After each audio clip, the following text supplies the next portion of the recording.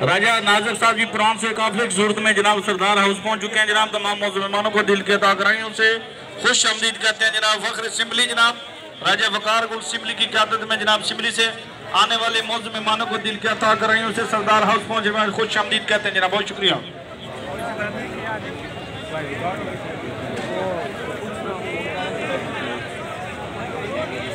महबूब सुबानी साहब साबिक़ा कौंसलर जनाब सर टोक से तशरीफ लाए जी, दिल के अता कराइयों से खुश आमदीद कहता हूँ जनाब। सर टोक से आने वाले मौजूद मेहमानों को मैं दिल के अता कराइयों से खुश आमदीद कहता हूँ जनाब।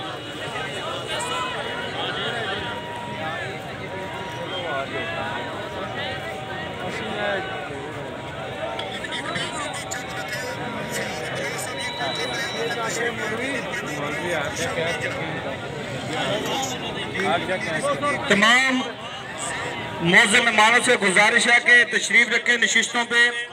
चौधरी नुमान अशरफ साहब की क़यादत में काफिले की सूरत में रैलियां आ रही हैं। इंशाल्लाह सब भाई दोस्त मिलकर इंशाल्लाह ताला पंडाल में जाएंगे। जो दोस्त अहबाब मेहमान गिरामी